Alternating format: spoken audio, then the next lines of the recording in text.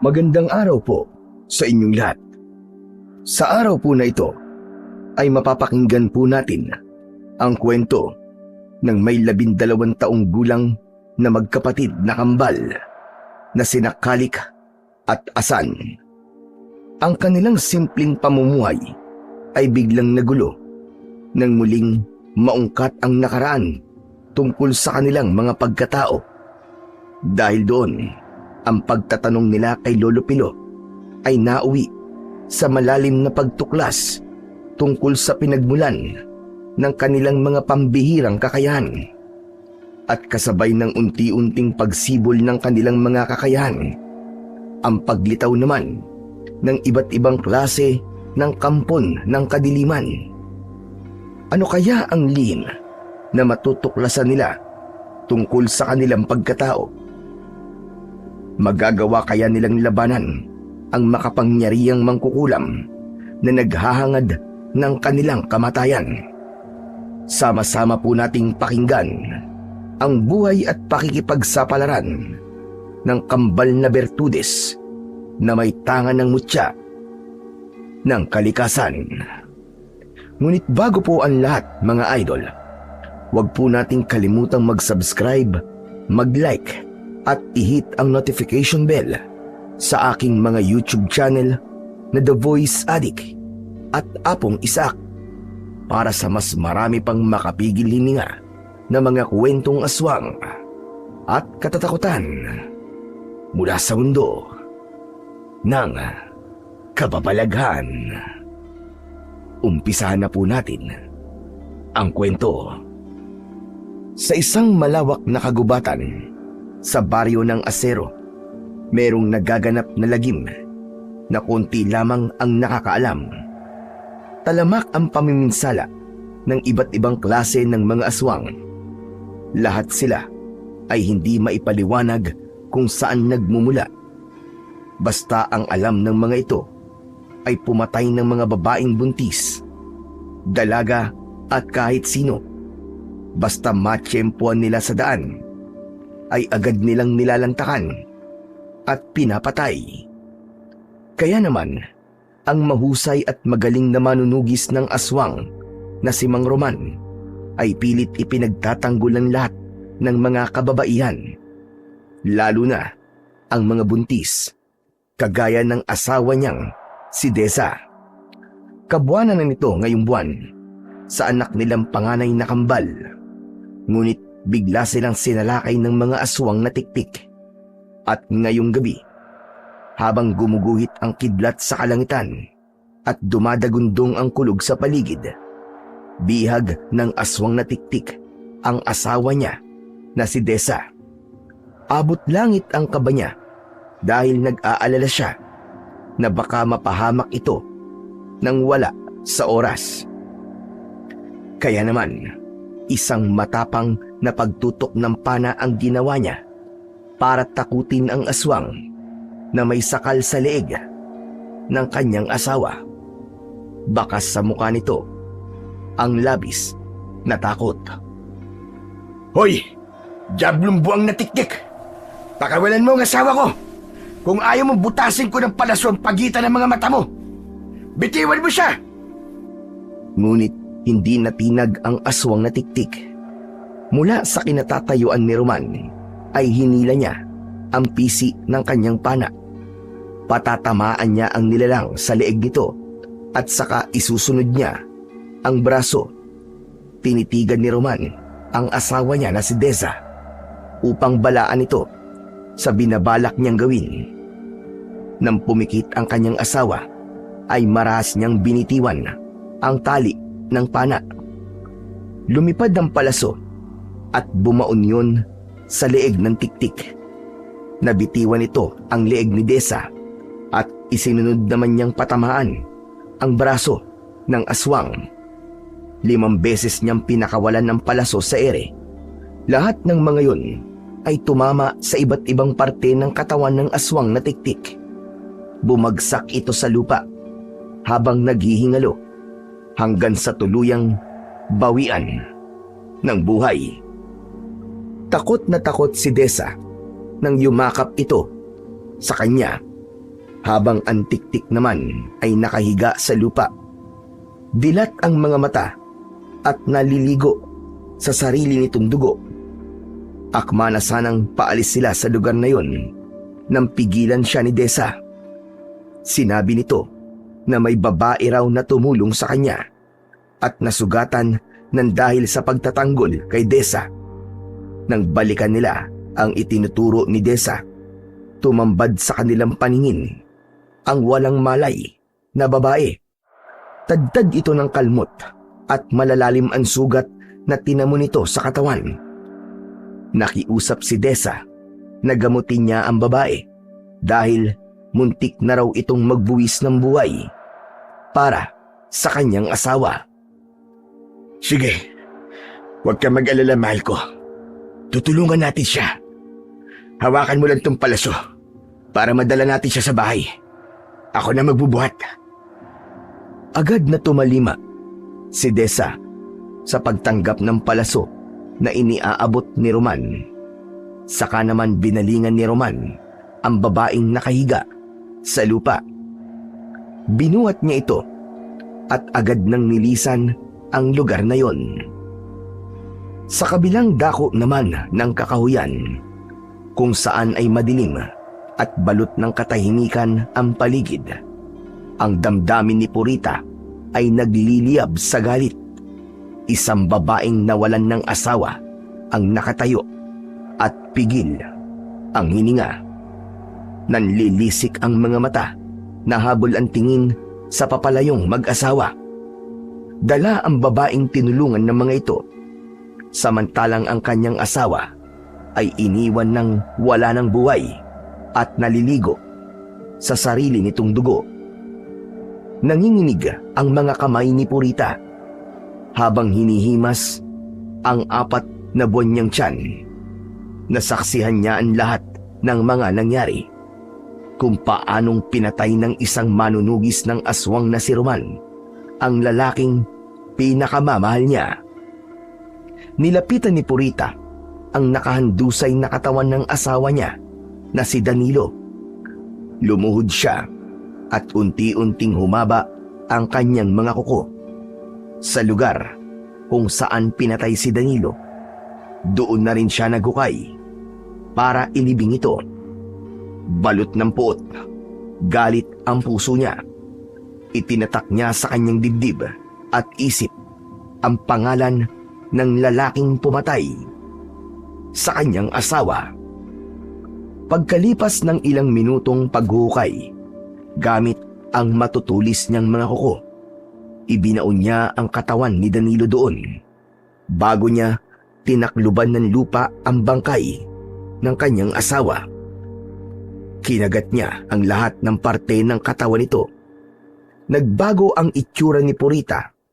Ang kanina na kulay pulang mga mata, ngayon ay kulay berdeng apoy na may mabangis na anyo ng isang nilalang.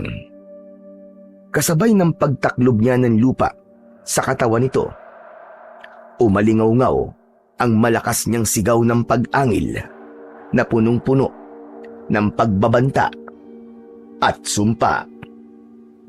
Isinusumpa ko. Pagpapayaran ng manunugis na yon ang kamatayan mo, Danilo.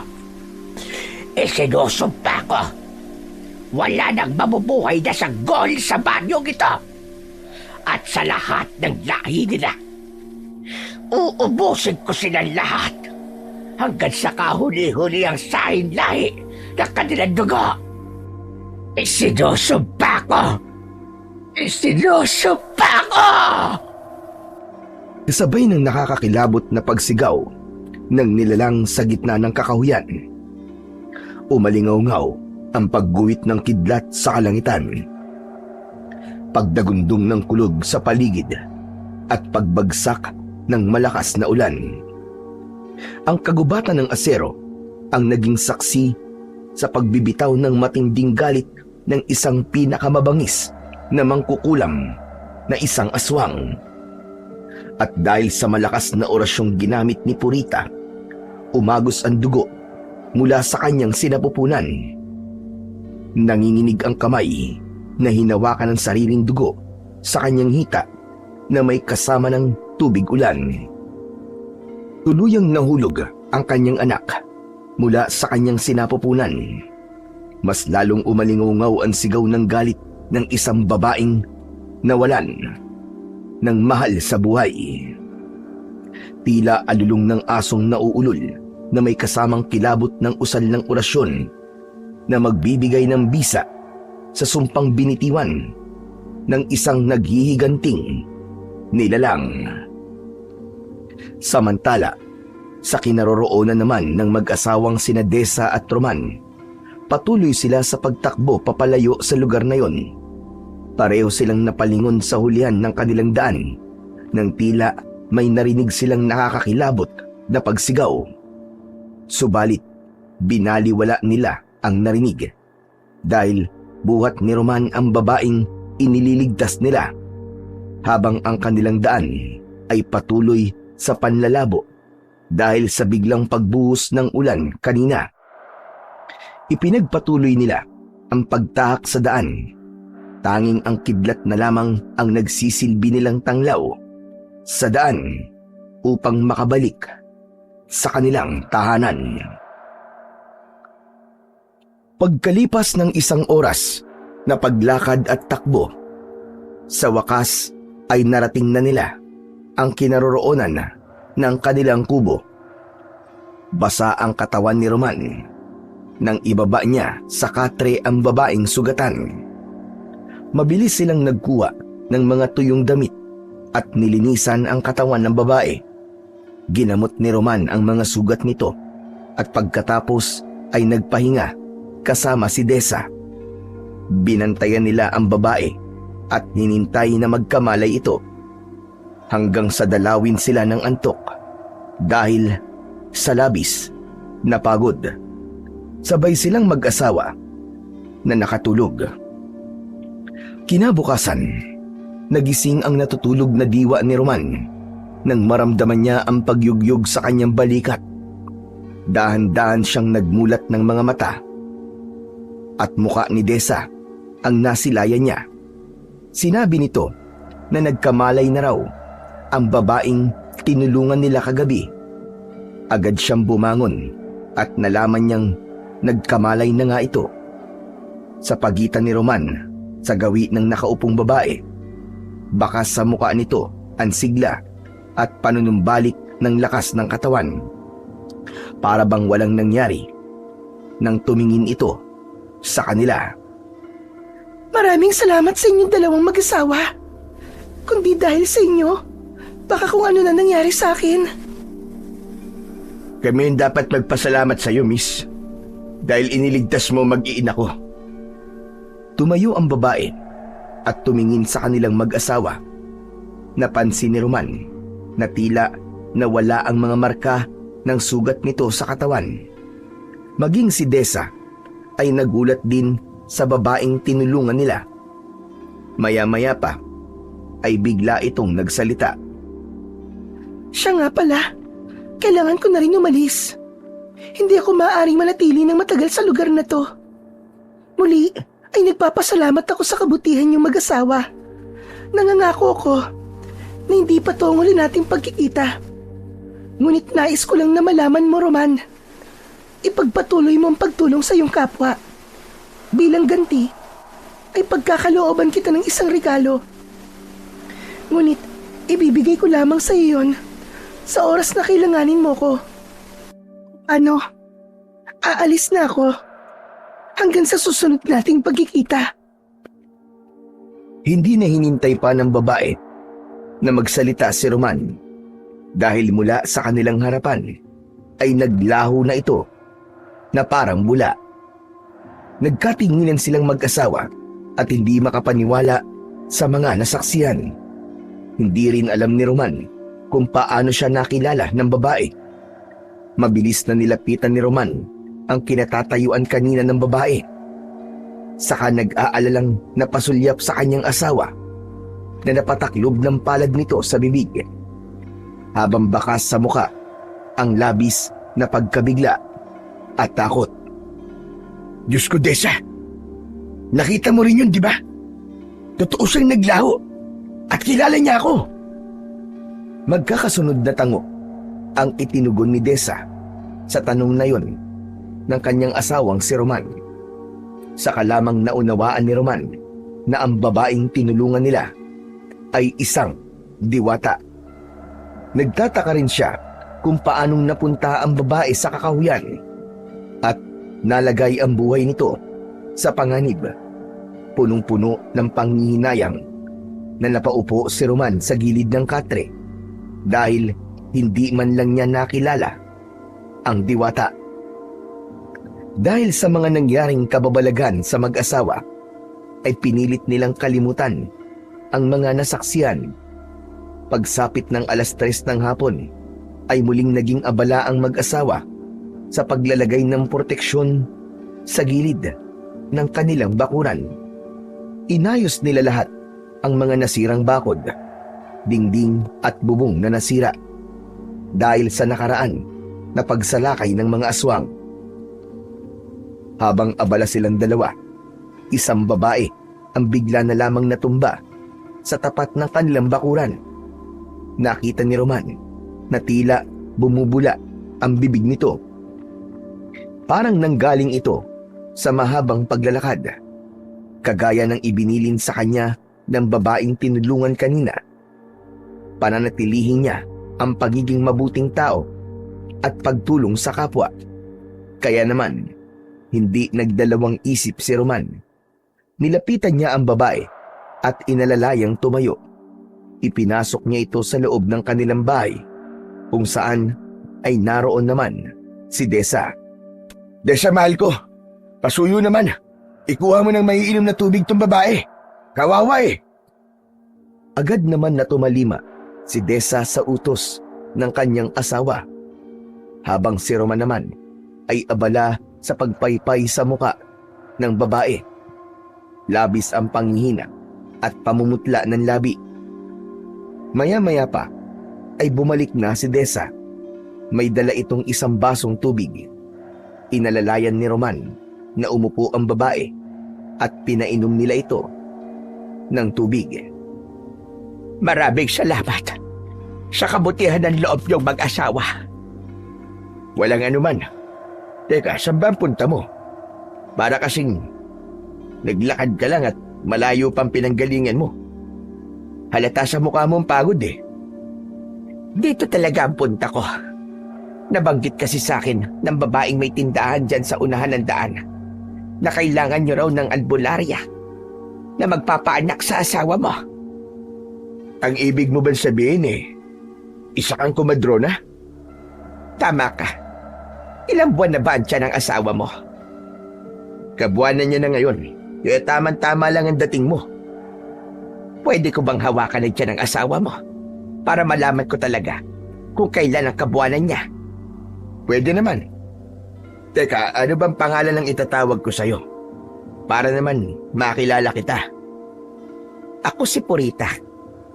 Kilala ko sa baryong ito bilang nagpapaanak. Teka, pwede ko na bang hawakan ng tiyan ng asawa mo? Tumango si Roman bilang tugon sa tanong nito. Tumayo si Purita at lumapit sa nakatayong si Desa. Nakita ni Roman na dahan-dahan ang paglapit nito at kahit hindi pa man nahahawakan ni Purita ang tiyan ng kanyang asawa, ay pumikit ito na para bang nagdadasal. Normal naman ang ganun sa mga albularya, kaya hindi na siya dapat mag-alala pa. Maya-maya pa ay nakita niyang lumapad ang palad nito sa tiyan ni Desa, at gano'n na lamang ang gulat nila nang biglang lumakas ang hangin. Halos liparin ang kurtina sa loob ng kanilang sala, kasunod ng paninigas ng binti ni Roman. Hindi siya makagalaw. Ganon din si Desa, na labis ang iniindang sakit mula sa pagkakalapat ng palad ni Purita. Teka, anong ginagawa mo? Bitiwan mo siya ng asawa ko! Hindi ikaw ang kumadrona! Lumingon si Purita sa kinaroroonan ng nagpupumiglas na si Roman. Ang kaninang maamong mukha nito ay naging isang nilalang na may berdeng mga mata. kasabay ng pagtaas ng buhok nito na nililipad pa ng malakas na hangin. Kasunod ng pagsambit nito ng nakakakilabot na orasyon habang hindi pa rin inaalis ang kamay sa tiyan ni Desa. Nagkamali kayo ng binagga. Pagsisisihan mo na pinatay mo ang asawa ko, Roman. Ngayon naman, matatanggap nyo ang mapait na parusa para sa anak nyo. Isinusumpa ko sa kapangyarihang itim na mahika. Ang kampal na isisilang ni Desa ay mamamatay. At kahit na kailan, ay hindi na kayo bibiyayaan pa ng mga anak. Hanggang sa kahuli-huli ang salin lahi. Lahat kayo dadanas ng sakit na walang kapantay. Tumigil ka! Kayo mga nanggulo sa baryong ito. Isa kayong mga halimo na hindi dapat mabuhay sa mundong to. Kampong kayo ng kadiliman. Kaya nararapat lamang na kayo'y patayin. Hindi mo pa rin naiintindihan, Roman. Hawak ko na ang buhay ninyong mag-asawa. Kung tutusin, ay kaya-kaya ko na kayong patayin. Pero hindi. Gusto kong maranasan mo, Roman, kung paanong mawala ng anak. Lasapin mo ang ganti ko! Kahit na anong pagpupumiglas ang gawin ni Roman, ay hindi siya makawala sa malakas na mahikang bumabalot sa kanyang katawan. Kitang-kita niya ang galit sa anyo ni Purita. Para na siyang mababaliw sa takot. Pero mas nag-aalala siya sa asawa niyang si Desa habang namimilipit ito sa sakit. Hindi rin ito makagalaw na para bang may mga lubid na nakatali sa katawan nito. Hayop ka! Pakawalan mo ang asawa ko! Huwag mong idamay ang mag-iina ko! Wala silang kasalanan! Bakit? May kasalanan ba sa'yo ang anak ko? Hindi mo ba alam na nawalan ako ng anak dahil pinatay mo ang asawa ko? Nakita ko kayo sa kakahuyan at kitang-kita ko kung paano mong pinatay si Danilo. Kaya ngayon, lasapin nyo ang sumpang ipapataw ko sa mga anak nyo. Masisilayan ninyo ang kanilang katawan na wala ng buhay. At kapag nangyari yon, malalaman mo rin kung gaano yung kasakit. Kasabay ng katagang yun, inalis ni Purita ang kamay nito sa tiyan ni Desa, habang ang malakas na hangin ay patuloy lamang sa pag-ihip. Nakaalis si Purita nang wala man lang nagawa si Roman.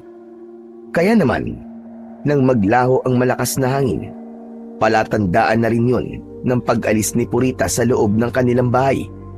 Bumagsak sa sahig si Desa, umiiyak dahil sa takot. Agad niya itong nilapitan at mahigpit na hinagkan. Diyos ko, mahal ko. Patawarin mo ko kung hindi ko siya napigilan. Parang ginamitan niya tayo ng itim na mahika. Tikom pa rin ang bibig ni Desa habang umiiyak. Yakap nito ang malaki nitong tiyan. Takot na takot at paulit-ulit nitong sinasambit ang sumpang yun ni Purita. Nanlaki ang mga mata ni Roman nang biglang sumagi sa isip niya ang kapangyarihan na yun ng babae.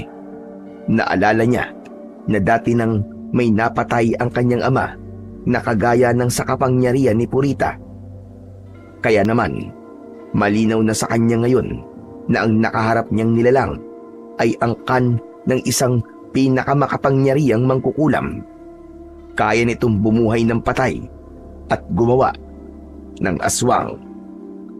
Diyos ko, hindi ko akalain na dito kami magkikita ng anak ni Kaduring, ang matandang napatay noon ni tatay, dahil sa pagiging mangkukulam nito.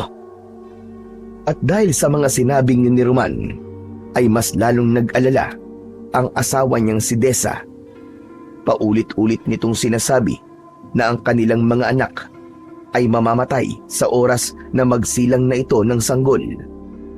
Habang pinapakalma ni Roman ang asawa, ay bigla naman niyang naalala ang lalaking tiktik na napatay niya kagabi. Malakas ang kutob niya na yun ang asawa ni Purita na sinasabi nito. Dahil ng gabing yun, ay nakarinig siya ng malakas na pagsigaw. Pamilyar yun dahil narinig na rin niya yun sa bawat tiktik na napatay niya. Binalot ng pag-aalala ang puso ni Roman. Sa isip niya ay gagawin niya ang lahat para maprotektahan lamang ang kanyang asawa at ang kanilang mga anak. Huminahon ka, Desa. Huwag kang matakot. Diyos lamang ang magpapasya sa mga buhay na ibinigay niya sa magiging anak natin. Siya lang din ang babawi sa kanila. Walang sumpa o parusa na papatay sa kanila. Hindi siya magtatagumpay. Magtiwala ka lang. Saka lamang tumigil sa pag-iyak ang asawa niya na si Desa. Subalit ang puso ni Roman ay abot langit ang takot. Hindi niya yun ipinahalata sa kanyang asawa. Buong araw silang nagkulong sa loob ng kanilang bahay. Natatakot silang meron pang ibang nilalang na magpanggap para makalapit sa kanila.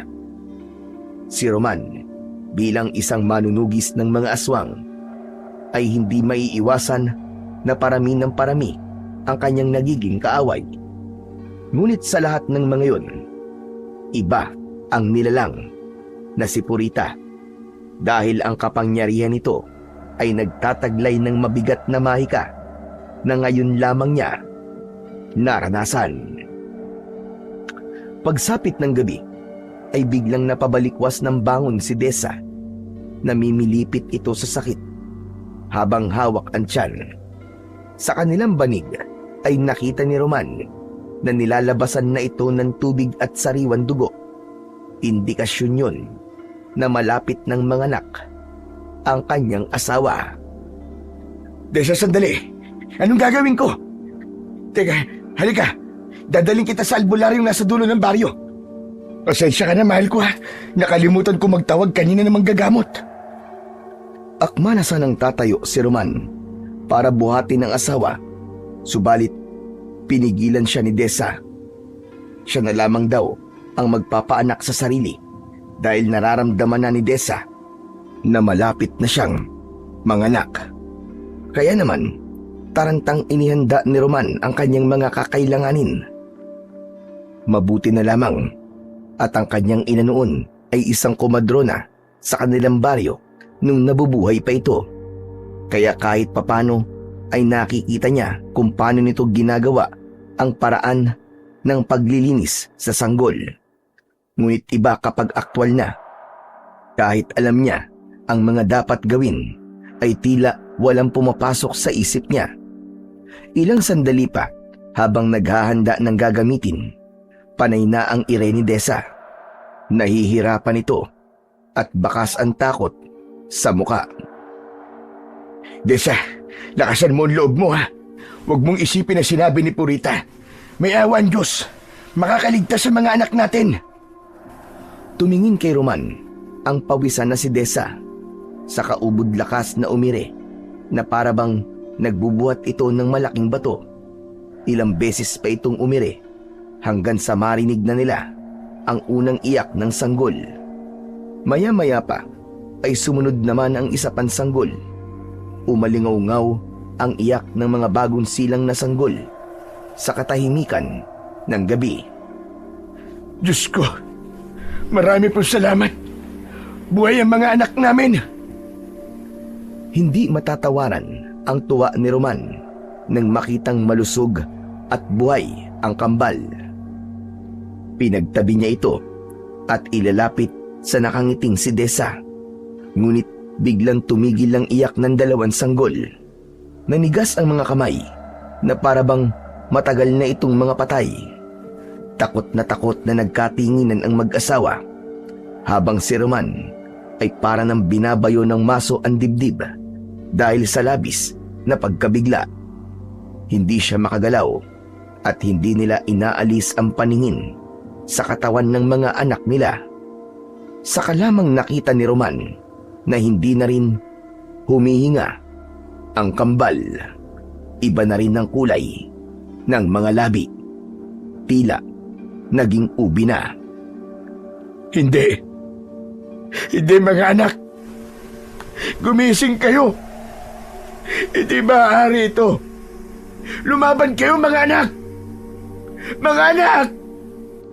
Maging si Desa na nakahiga sa tabi ng kambal ay napabalikwas na rin ng bangon. Napahagulgol ito ng iyak habang sinasabi nito na nangyari na raw ang sumpa sa kanila ni Purita. Kaya naman, sinubukan ni Roman na iligtas niya ang kanyang mga anak. Ngunit nabigo siya. Wala ng pulso ang mga ito. Kasabay ng pagbagsak niya paupo sa katre, ang paghagulgol niya ng iyak. Sa isip niya ay nabigo siya at wala siyang kwentang ama. Hindi niya naprotektahan ang kanyang mga anak. Diyos ko! Ito pa po ba ang kapalit sa mga ginawa kong kabutihan sa mga tao? Saan ako nagkulang? Na iniligtas ko ang ibang tao, ngunit sarili kong mga anak ay hindi. Saan ako nagkulang? Saan? At dahil sa pagdadalamhati na yun ni Roman, umihip ang malakas na hangin at bumuhos ang malakas na ulan. Nagulat silang mag-asawa sa pagbukas ng kanilang pintuan. Nagpakita si Purita. Masayang masaya ito habang matalim ang tingin sa wala ng buhay nilang mga anak. Sa wakas, nangyari na ang sumpa. Simula pa lang yan, Roman. Sa bawat batang mabubuo sa sinapupunan ng asawa mo, basta't may kinalaman sa dugo mo, Roman, lahat sila'y mamamatay. Isinusumpa ko sila. Hindi na napigilan ni Roman ang kanyang sarili. Dinampot niya ang pana at agad na tinutukan si Purita na nakatayo sa kanilang pintuan. Ngunit kagaya ng mga nangyari sa kanila ni Desa kanina, nanigas lamang ang buo niyang katawan. Tanging ang kanyang mga mata at bibig lang ang naigagalaw niya ng mga sandaling yon. Hayop ka! Hayop ka! Papatayin kita! Tila nang aasar na humalakhak pa si Purita sa kanilang harapan. Malaya itong nakakakilos habang hinahawakan ang kanyang mga anak. Sinisigurado nito kung patay na ba talaga ang kambal. Habang si Roman naman ay pakiramdam niya, sasabog na siya sa labis na galit. Ngunit hindi niya talaga maigalaw ang kanyang katawan. Kahit na anong gawin niya, malakas ang enerhiyang nakagapos sa buo nilang katawan ni Desa. Umagos ang masaganang luha sa kanyang mga mata. Ngunit mas ikinatuwa pa yon ng mangkukulam na aswang na si Purita. Ngayon, alam mo na ba kung gaano kasakit mawala ng mahal sa buhay, ha, Roman? Kung gaano kasakit mawala ng anak. Gusto mong pumatay, di ba? Ngunit wala kang magawa. Halimaw ka! Halimaw ka! Papatayin kitang demonyo ka! Hindi ako titigil hanggat hindi kita napapatay! Sige nga. Patayin mo nga ako ngayon kung kaya mo. Tila kahoy ang pakiramdam sa sarili ni Roman. Lahat ay matigas, parang may batong nakadagan sa kanyang katawan. At ang kanyang mga kamay ay tila walang lakas para hilahin ng pana at itarget sa kalaban. Mas lalo siyang nababaliw sa pagpupumiglas nang maramdaman niya na pumipihit ang kanyang kamay sa gawi ni Desa. Walang nagtutulak sa kanya, ngunit hindi niya makontrol ang braso niya. Pilit yung itinitutok sa nakahiga niyang asawa. Bumundol ang kaba sa kanyang dibdib. Takot na takot siya sa naiisip na gagawin ni Purita sa kanila. Anong ginagawa mo? Anong ginagawa mo? Wag! Wag ang asawa ko! Ako na lang ang patayin mo! Ako na lang!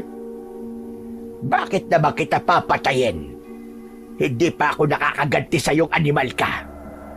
Anak at asawa ko ang nawala dahil sa pagigialam mo. Kaya naman, bilang ganti, kukunin ko rin sa iyo ang asawa mo. Nang sa ganon, ay pareho tayong nagdudusa. Nang maintindihan ni Roman kung ano ang ibig sabihin ni Purita, nagpumiglas siya. Sa isip niya ay humihingi siya ng tulong para hindi magtagumpay ang masamang nilalang. Kaya lang, talagang kakaiba ang lakas ng babaeng kaharap. Nagulat si Roman nang kusang hinila ng kanan niyang kamay ang pana at sa isang iglap, kumawala ang palaso sa ere. Tumama yun sa leeg ni Desa. Nanlaki ang kanyang mga mata. Nanginginig ang kanyang kamay.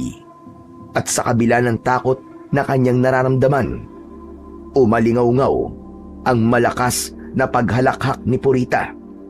Kasunod nun ay umalis ito sa kanyang harapan at iniwan siyang nakatulala. Hindi siya makahinga nang makitang bumulwak ang dugo sa leeg ng asawa. Pasigok-sigok, napilit hinahabol ang sariling hininga. Nang mawala ang malakas na enerhiyang bumabalot sa kanyang katawan, nilapitan niya kagad ang naghihingalo niyang asawa. Desa! Desa, mahal ko, hindi ko sinasadya. Patawarin mo ko. Patawarin mo ko, mahal ko. Hinawakan ni Roman ang nanlalamig na mga kamay ni Desa. Takot na takot siya na hindi maipaliwanag ang kanyang nararamdaman. Walang kasing sakit na makitang mamatay ang kanyang asawa. Parang dinudurog ang puso niya dahil ang mismo niyang palaso ang ginamit para patayin ito. Nanginginig ang kanyang kamay habang hinahaplos ang muka ng kanyang asawa na may bahid ng dugo. Nanlalambot ang kanyang buong katawan habang pinagmamasdan nito. Hindi siya makapaniwala. Parang hindi totoo ang kanyang mga nakikita. Lalo na nang tawagin nito ang pangalan niya. Sa kabila ng paghihirap nito sa paghinga, ay sinabi nito na wala siyang kasalanan. Alam nito ang buong pangyayari. Isang kahilingan lamang ang sinabi nito, na ang gusto nito ay ilibing ang kanyang mga anak sa gitna ng kakawyan at si Desa naman ay itabi rin sa mga anak. Isang kahilingan na tuluyan ng nagpaguho sa mundo ni Roman. Huwag kang magsalita ng ganyan, Desa. Hihingi ako ng tulong. Kailangan mo madala sa ospital. Lumaban ka, Desa. Kaya mo yan. Bago humugot ng malalim na hininga si Desa, ay sinabi nitong mahal na mahal siya nito at huwag sisihin ang sarili sa mga nangyari sa kanila. Sinabi nito na huwag niyang pababayaan ang kanyang sarili. Kaya naman, mas lalong humigpit ang kapit niya sa kamay nito. Desa, hindi mo ko iiwan. Hindi ka pwedeng mamatay. Parang awa mo na, Desa. Lumaban ka, mahal ko. Desa! Pakiramdam ni Roman ay mababaliw siya. Lalo na nang ipikit na ni Desa ang mga mata nito hanggang sa kumawala ang kamay nito mula sa pagkakahawak sa kanya. Desa! Desa, Desa! Desa, wag! Desa! Desa! Umiyak habang sumisigaw si Roman. Kinakalog niya ang katawan ni Desa. Pilit niyang ginigising ang kanyang asawa. Pumatak ang mga luha sa kanyang mga mata at umaagos pababa sa kanyang pisngi. Hindi niya matignan ang anyo ng kanyang asawa. Ang babaeng pinakamamahal niya ay namatay sa pamamagitan ng kanyang mga kamay. Parang dinurog ang puso ni Roman. Parang nawalan ng saysay ang kanyang buhay. Hindi niya na alam kung saan siya kukuha ng lakas. Isang bagong damdamin ang umusbong sa kanyang dibdib. Ang galit. Ipinangako niya sa kanyang sarili na hahanapin niya si Purita at papatayin. Sinisiguro niya na magbabayad si Purita. Hindi niya ito tatantanan. Sa isip niya ay gagawin niya ang lahat para maipaghiganti ang mga nangyari sa kanya. Pagkalipas ng ilang sandaling pagdadalamhati ni Roman, ay inayos niya ang katawan ng kanyang pamilya. Nakasandal siya sa dingding, nakaupo, habang hindi inaalis ang paningin sa kanyang asawa at mga anak. Madalas din ang pag-agos ng luha sa kanyang pisngi. Umiiyak, ngunit walang tunog. Nakakuyom ang mga kamay at punong-puno ng galit ang mga mata. Ginawa niya ang kahilingan ni Desa. Dinala niya ang mga ito sa gitna ng kakahuyan. Dahil malakas ang ulan, ay malambot ang lupa. Mabilis niyang nahukay yun at naunang inilagay si Desa sa hukay na ginawa niya. Hinalikan niya ang noo ng kanyang asawa bilang pamamaalam dito habang humahagulgol ng iyak. Kasunod naman ang kanyang kambal. Patawarin niyo ako, pag-anak. Patawad. Wala akong kwentang ama.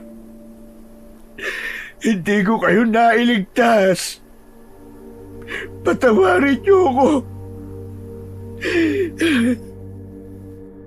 Akma na sanang tatabunan ni Roman ang katawan ng kanyang mga anak at asawa nang biglang lumitaw sa kanyang harapan ang nakakasilaw na liwanag. Tumila ang ulan at gumapang ang katahimikan sa gitna ng kakahuyan. Isang tinig ang kanyang narinig, kasabay ng paglitaw ng hugis ng isang babae. Lumapat ang mga paa ng babae sa lupa, sa tapat ng kanyang pamilya na nakalagay sa hukay. Nagulat si Roman nang magpakita ang babaeng tinulungan nilang mag-asawa. Huwag, Roman! Sandali! Huwag mong ililibing ang mga anak mo! Sino ka? Bakit mo ako pinipigilan? Patayin na ang mga anak ko. Wala na sila. Ako si Luntian, ang diwata ng kalikasan. Naparito ako para tulungan ka, Roman. Huwag ka magdalamhati sa pagkamatay ng iyong mga anak. May pag-asa ka pa. Nakalimutan mo na ba ang salitang binitiwan ko bago ako umalis? Isang regalo o isang kahilingan ang ipagkakaloob ko sa iyo. At ito na ang tamang oras para gamitin ang kahilingan na yon. Yun ang kapalit sa pagtulong mo sa akin. Dahil hindi mamamatay ang kambal natatapos sa buhay ni Purita. Ano? Alam mo rin ang tungkol kay Purita? Oo, Roman. Sapagkat matagal ko nang nilalabanan si Purita. At ngayon, isinilang na mga batang tatapos sa paghahasik niya ng lagim. Nagulat si Roman nang biglang lumuhod si Luntian. Kitang-kita ni Roman ang pag-ihip nito ng hangin sa bibig ng kambal, kasabay ng pagkalat ng liwanag sa mga katawan ng magkapatid. Nakita niya na biglang huminga ang kanyang mga anak. Nanlalaki ang kanyang mga mata nang makita ang muling pagkagising ng kambal. Kasabay nun ay umiyak sandali ang mga ito hanggang sa tumahimik at mahimbing na nakatulog. Muling nagsalita si Luntian. Itago mo ang mga anak mo, Roman. Sa takdang panahon ay muli silang tatayo para lumaban kay Purita. Gawin mo ang lahat para hindi malaman ni Purita na buhay pa ang kambal. Kasabay ng kanilang muling pagkabuhay, pagkakalooban ko sila ng kakaibang kakayahan at mutya ng kalikasan bilang proteksyon laban sa mga nilalang na mananakit sa kanila. Ang kambal ay magiging mga bertudes na may tangan ng mutya ng kalikasan. Hindi makapagsalita si Roman sa kababalaghan na nangyayari sa kanyang harapan. Kasabay ng pagkakasambit ni Luntian sa mutya ng kalikasan, isang marka ang lumitaw sa balat ng kambal. Ang sanggol na unang lumabas ay nagkaroon ng marka sa leeg. Hugis bituin yun. Samantalang ang pangalawang sanggol ay lumabas ang hugis at sulok na marka nito sa kanan na kamao ng bata. Yan ang palatandaan ng pagiging bertudes nila. Sa kanila ang kapangyarihang naiiba sa lahat at kahit si Purita ay walang magagawa sa oras na dumating na ang takdang panahon. Itago mo sila at ihanap ng taong may mabuting puso na mag-aalaga sa kanila. At kahit na anong mangyari, wag na wag mo silang lalapitan. Diyos ko, bakit naman ganun? Buhay niya ang mga anak ko. Ngunit hindi ko naman sila maaaring lapitan at alagaan. Makakasama mo rin sila, Roman, sa oras na natapos na nila ang misyon. Hanggang dito na lang. Paalam na, kaibigan. Kasabay ng paglaho ng liwanag ay nawala na rin si Luntian. Si Diwatang Luntian ang tagapag-alaga ng kalikasan at espiritu ng mga puno, damo, ilog at hangin. Siya ang nagbibigay buhay sa mga halaman at umuukit ng malasakit sa kapaligiran, gaya ng pagdadala ng ulan matapos ang tag-init at muling pagsibol ng mga nasunog na punong kahoy. Bagaman bihira siyang makita, nagiging malinaw ang kanyang anyo bilang isang magandang diwata sa mga taong may dalisay na puso at pagmamahal sa kalikasan. Paalala siya na ang kalikasan ay may kaluluwa at bawat mabuting gawa para dito ay muling nagbubunga ng pag-asa at kasaganahan. Kagaya ng ginawa ni Roman, tinulungan niya ito at bilang kapalit, muling nabuhay ang kanyang mga anak. Pagkatapos na mailibing ni Roman ang kanyang asawang si Desa, ay nilinisan niya muna ang kanyang mga anak. Hinubad niya ang kanyang damit, saka ibinalot sa katawan ng mga ito. Sa lugar na yun mismo, iniwan niya ang kanyang mga anak. Habang nasa kakahuyan siya at nagtatago, sinigurado ni Roman na ang makakakuha sa kanyang mga anak ay merong mabuting kalooban. Kaya naman, matyaga siyang naghintay hanggang sumapit ang kinabukasan. Isang kaluskos ang kanyang narinig. Napabalikwas siya at napasilip sa likod ng puno. Nakita niya ang isang matandang lalaki. May bitbit itong pala habang papalapit sa kinaroroonan ng kambal. Naluluwa na parang dinudurog ang puso ni Roman. Dahil sa pagkakataong yun, ay kailangan niya ng layuan ang kanyang mga anak. Pero bago pa siya umalis, ay narinig niya ang nag-aalalang boses ng matanda. Naku po, Diyos ko! Sanggol nga! Kayo nga ang naririnig kong umiiyak. Diyos ko, mahabagin langit! Sino kaya ang nag-iwan sa inyo rito? Nagpalinga-linga ang matanda sa paligid. Kaya naman, mabilis na nagtago sa likod ng puno si Roman. Maya-maya pa ay muli siyang sumilip sa kinaroroonan ng matanda. Sa pagkakataong yun ay buhat na ng matandang lalaki ang kambal na agad namang tumigil sa pag-iyak. Diyos ko! Halatang bagong panganak lamang kayo dahil may pusod pa kayo. Paano ba ito? Binalot ng pag-aalala ang puso ni Mang Roman nang makitang hindi malaman ng matanda ang gagawin. Ngunit alam niya na mabuti ang taong nakapulot sa kanyang mga anak dahil ang matandang nagkakarga sa kambal ay kilala niya mula ulo hanggang paa. Yun ay walang iba kundi si Tatay Pilo, isang mabait at mapagmahal na asawa at ama. Isa itong sepulturero. Pagkalipas ng ilang sandali, mabigat ang paa na nilisan ni Roman ang lugar na yun. Samantala, hindi makapaniwala si Lolo Pilo sa mga batang napulot niya sa kakauyan. Sa tingin niya ay kambal ang 2 batang nasa bisig niya. Dahil sabik sa anak, ay dinala niya ang mga ito sa kubo. Nasa gitna yun ng kakahuyan na malapit sa sementeryong pinagtatrabahuan niya. Ilang minuto lang ang nilakad niya para madala ang mga bata sa bahay niya. Walang makakakilala sa mga sanggol dahil dayo lamang din siya sa baryong yun. Kaya naman, pagkarating niya sa kanilang bahay, ay agad niyang ibinaba ang magkapatid. Nilisan niya ang mga yun at mabilis na nagpakulo ng sabaw ng sinaing. Yun muna ang pansamantalang gagamitin niya para ipainom sa mga bata. Kaya lang, bigla siyang natigilan nang tila kumislap ang mga balat ng mga ito sa liig at kamao. Nanlalaki ang kanyang mga mata dahil batid niya ang tungkol sa ganong klaseng marka. Susantissima!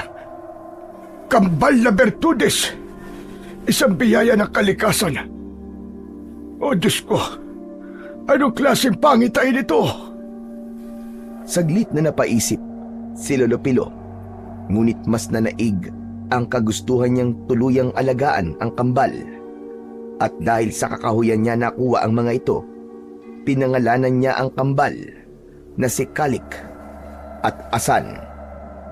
Kasunod ng pagsilay ng matamis nitong ngiti sa labi. Mabilis na lumipas ang 12 taon kung saan ay ganap ng mga bata ang kambal. Si Kalik na mahusay sa paggamit ng pana at si Asan na mahusay naman sa paggamit ng latigo.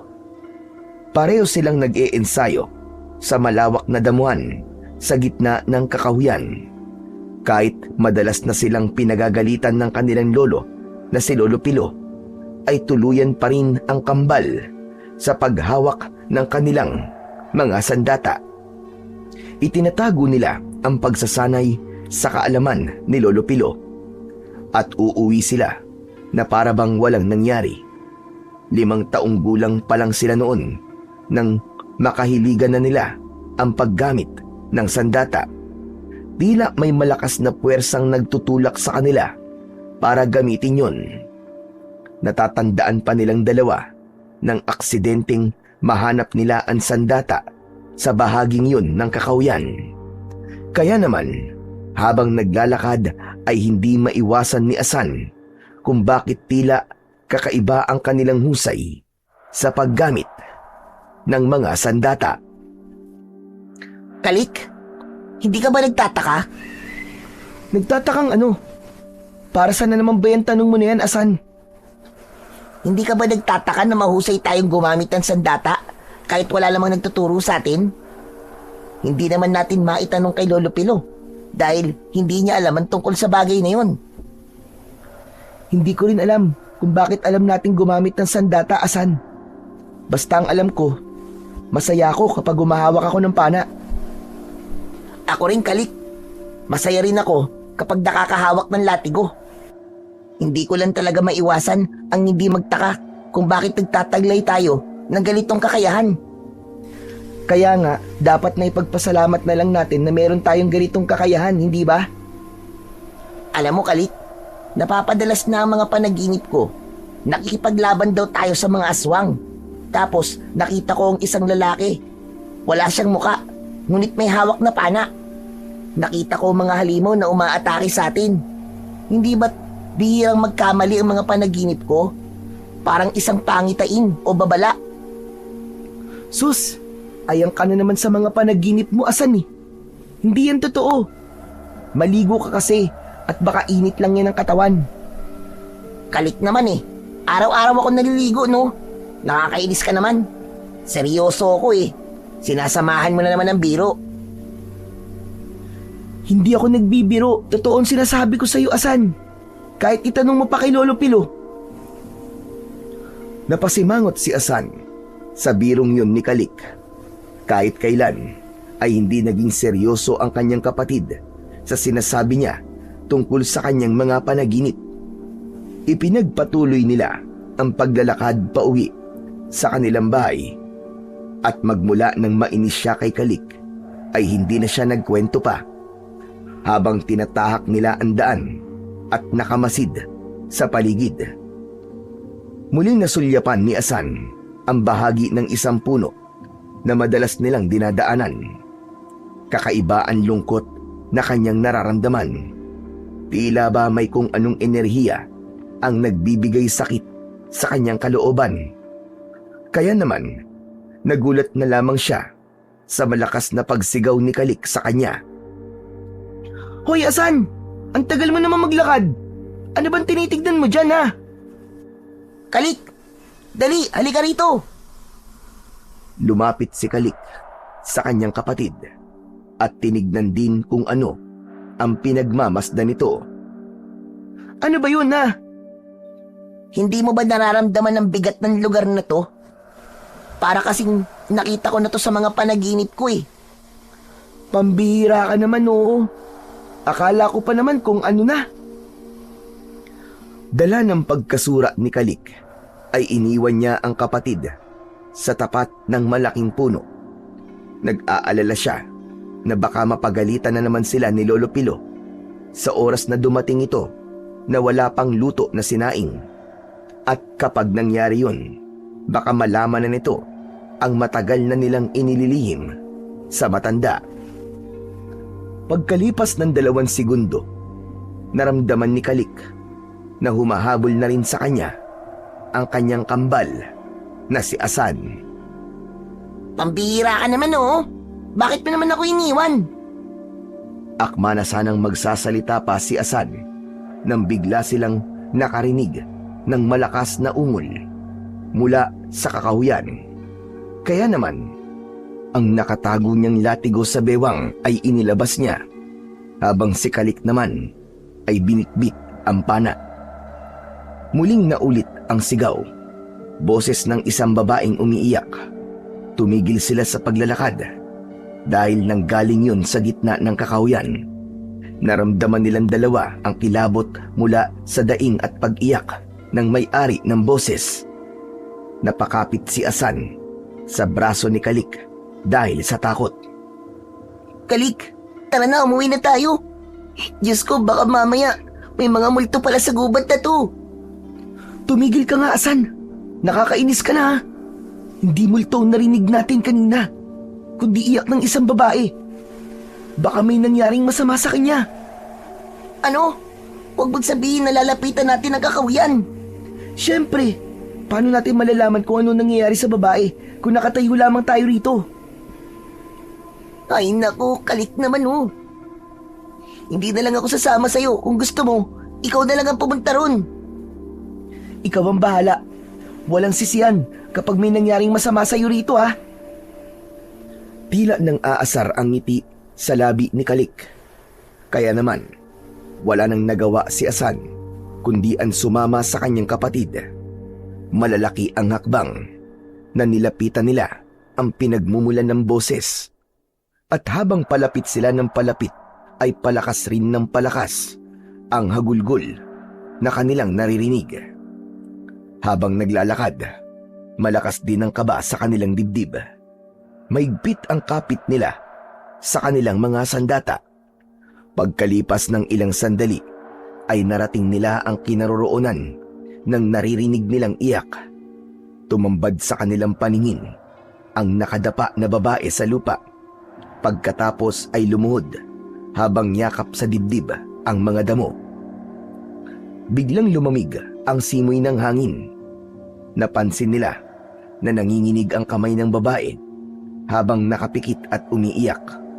Walang patid na dumadaloy sa pisngi nito ang luha habang walang salitang maririnig. Kalik, huwag natin siya lapitan. Natatakot ako eh. Para siyang papatay ng tao dahil sa galit. Ano ka ba naman, Asan? Napakaduwag mo talaga kahit kailan. Nakalimutan mo na ba? Na kaya naman nating ipagtanggol ang sarili natin. Kaya anong ikinakatakot mo? Tsaka, para saan pa tong mga sandata na to kung hindi rin naman natin to gagamitin? Wala nang nagawa si Asan kundi ang pagmasdang mabuti ang babaeng umiiyak. Malalim ang boses nito at basag, tulad ng tunog ng sanga na nabali sa katahimikan ng kagubatan. Bawat tikbi ay parang pagbibitaw ng bigat na matagal na nitong kinikimkim sa dibdib. Sa paraan ng pagkakayakap nito sa lupa, malinaw na may pinangangalagaan itong alaala. Tila may nakalibing doon. Nang maisip yun ni Asan, bumigat ang kanyang pakiramdam. Sa kanilang dalawa ni Kalik ay siya ang may kakayahan na kilalanin ang isang tao batay sa hampas ng hangin. Ngunit sa pagkakataong yun ay parang naramdaman niya na kailangan niyang makilala ang babae. Parang nakaugnay ito sa matagal niya ng katanungan sa kanyang sarili. Akma na sanang lalapitan ng kambal ang babae, ngunit biglang lumakas ang ihip ng hangin. Pinaikutan sila na para bang pinipigilan silang lumapit sa babae. Walang kaalam-alam ang dalawa na ang babaeng nasa harap nila ay si Purita, isang mapanganib na mangkukulam na merong itim na kapangyarihan, at sa pagkakataong yun ay naramdaman ito ang presensya ng magkapatid. Mula naman sa kinatatayuan ng kambal ay seryoso silang nakatingin sa matandang babae. Tumayo ito at nagpunas ng luha sa pisngi at mga mata. Saka ito humarap sa kanila at walang bakas ng emosyon ang muka. Maya-maya pa ay nagsalita ito. Anong ginagawa niyo sa lugar na ito? Pasensya na po. Narinig po kasi namin kayong umiiyak. Kaya naman po, nilapitan ka po namin. Baka po kasi kailangan niyo ng tulong. Taga rito ba kayo? Ginagamit niyo ba siya datang yan? Hindi po. Laruan lang po namin to. Tsaka, dyan lang po kami nakatira sa kakawian na malapit sa simenteryo. Wag na kayo pupunta sa lugar na to. Delikado, baka mapahamak pa kayo. Sige na, umuwi na kayo. At kalimutan niyo ang mga nakita at narinig niyo. Sige po. Aalis na po kami. Pasensya na po at ginambala namin ang pag-iyak nyo. Pero sana naman po, malampasan nyo po ang pagsubok na kinakaharap nyo. Hindi ko malalampasan ang pagsubok hanggat hindi ko pa napapatay ang taong pumatay sa pamilya ko. Parehong natigilan ang magkapatid sa sinabing yun ng matandang babae. Bumundol ang kaba sa kanilang dibdib at bumigat ang kanilang pakiramdam sa babaeng kaharap nila. Nalaman nila na si Purita ang babaeng yun dahil ito mismo ang nagpakilala sa kanila. Sakto na lalapit ito sa kanila ay dumating naman ang isang usa. Tila kakaiba ang mga mata ng usa na bigla sila nitong kinausap. Wag kayong lalapit sa kanya. Merong kakayahan ang magkapatid na maintindihan kung ano ang ibig sabihin ng mga hayop sa kanilang paligid. Kaya naman, nagkatinginan ang kambal nang maintindihan nila kung ano ang ibig sabihin ng usa. At kasabay ng mga katagang yun, pareho silang magkapatid na nakaramdam ng pananakit ng kanilang marka. Si Kalik ay kumirot ang kanyang leeg, samantalang si Asan naman ay sa kanyang kamao. Binalot ng takot ang kambal, ngunit hindi sila nagpahalata sa kaharap. At dahil nalalagay sila sa alanganing sitwasyon, lumabas ang maraming hayop sa lugar na yon. Labis na nagtaka si Purita sa kakaibang ikinikilos ng mga hayop sa paligid nito. Kaya naman, minabuti nitong umalis na lamang nang hindi nag-iiwan ng salita sa magkapatid. Pagkalipas ng ilang minuto, ay naglaho si Purita sa madilim na bahagi ng kakahuyan. Gulat na gulat naman si Asan sa nangyaring pananakit ng kanilang marka. Kalik, bakit kaya sumakit na naman ang marka natin, no? Ano kaya ang ibig sabihin nun? Abay malay ko, pareho naman tayong walang alam, di ba? Baka naman si Lolo Pilo, alam niya kung bakit sumasakit ang marka natin. Nako, magagalit lang yun. Pero, naalala ko si Aling Purita. Sino kaya siya, no? Bakit kaya kakaiba ang nararamdaman natin sa kanya? Tsaka di ba, binalaan tayo ng usa kanina? O di ba? Alam mo na ngayon na may katotohanan ng mga sinasabi ko. Kung natatandaan mo, sinabi ko sa iyo kanina na huwag na natin lapitan si Aling Purita. Pero ang tigas ng ulo mo eh. Huwag na nga tayong magsisihan, Asan.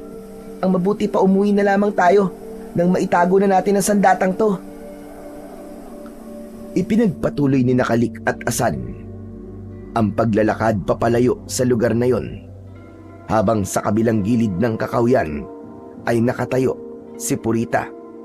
Pinagmamasdan ang dalawang bata. Nang mga sandaling yon ay naramdaman niya ang kakaibang enerhiya mula sa mga ito. Bukod pa ron ay napansin niya ang lahat ng mga hayop na lumapit sa magkapatid, na tila ba pinoprotektahan ng mga ito ang dalawang batang lalaki. Biglang sumagi sa isip ni Purita na madali lamang niya malalaman kung anong uri ng mga nilalang ang dalawang bata. Magpapadala siya ng mga aswang na tiktik para masigurado kung tama ba ang kanyang hinala. Samantala, dala naman ng takot ni Nakalik at Asan, ay malalaki ang hakbang ng kanilang mga paa na tinahak ang daan palabas ng kagubatan. Habang ang mga hayop na biglang lumitaw sa kanilang harapan ay tila inihatid pa sila ng tanaw. Nakahinga lamang sila ng maluwag nang matanaw nila ang bubong ng kanilang bahay. Halos magmadali sila sa pagpasok sa loob ng kanilang tahanan. Pagpasok nila sa loob ay kanya-kanya sila ng upo sa bangko na gawa sa kawayan. Habol ang hininga na bakas ang pag-aalala sa muka. Si Asan ang unang bumasag sa katahimikan. Talagang nagtataka na ako, Kalik. Ano ba talaga ang nangyayari sa atin? Hindi pa ba natin to sasabihin kay Lolo Pilo? Kung sasabihin natin kay Lolo Pilo, may magbabago ba? Mag-aalala lamang si Lolo. Kaya mas makabubuti kung hindi na lamang natin sasabihin sa kanya ang tungkol sa nangyari kanina. Ano bang pinag-uusapan yung dalawa ha, mga apo? Kapwa nagulat ang magkapatid sa biglang pagdating ni Lolo Pilo sa kanilang tabi. Humihingal ito habang buhat ang pala na nakapatong sa balikat nito. Nagpalipat-lipat ang tingin nito sa kanila, at sa pagkakataong yun, si Asan ang biglang kinabahan. Ano ang kanina ko pag naririnig na hindi nyo masabi-sabi sa akin? Oh, ano? Bakit hindi kayo makapagsalita? Kasi po Teka, ako na lang ang magsasabi kay Lolo Pilo, Kalik. Kailangan na talagang malaman ni Lolo Pilo ang mga nangyayari sa atin. Ano kanyo? Bakit? Ano ba yun? Sabihin nyo nga.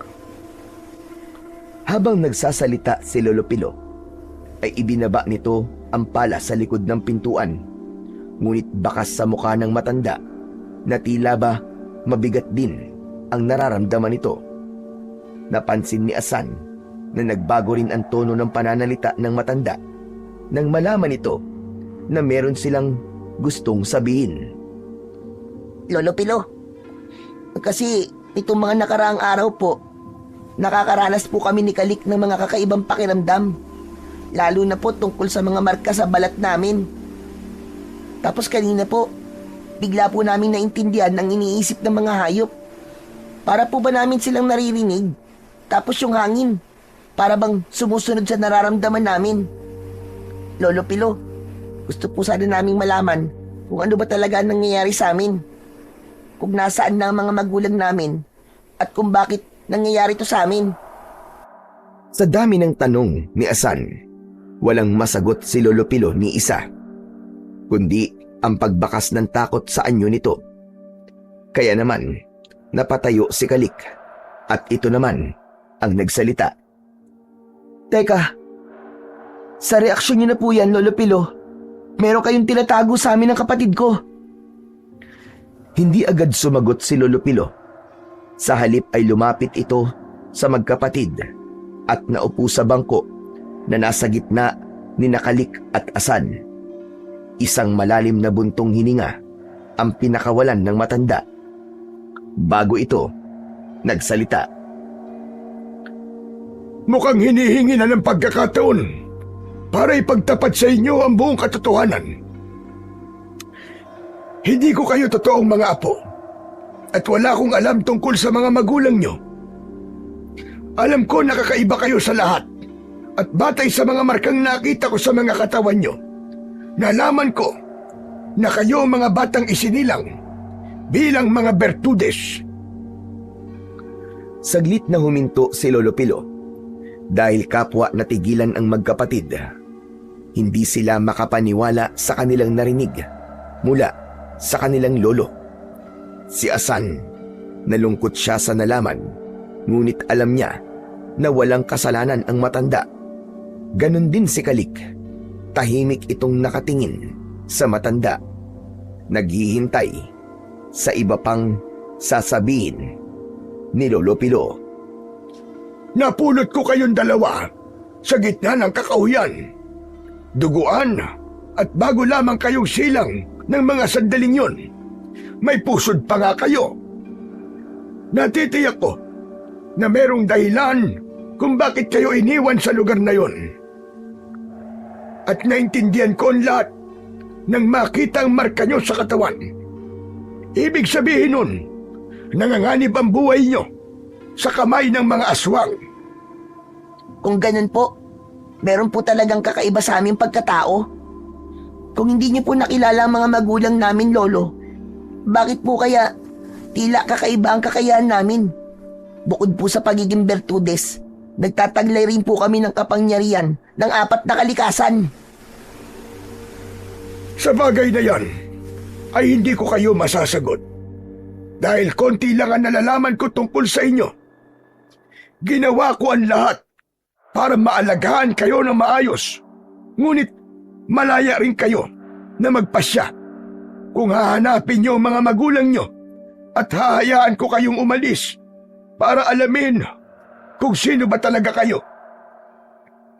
Tila may garalgal sa tono ng boses ni Lolo Pilo. Kaya naman, parang may kutsilyong bumaon sa dibdib ni Asan nang marinig niya ang sinabi ng matanda. Alam niya na ganun din ang nararamdaman ni Kalik. Ilang saglit pa ay muling nagsalita si Lolo Pilo. Nabanggit niyo kanina na nasa kakahuyan kayo at may nangyaring hindi maganda sa gubat. Ano ang ginagawa niyo sa lugar na yon?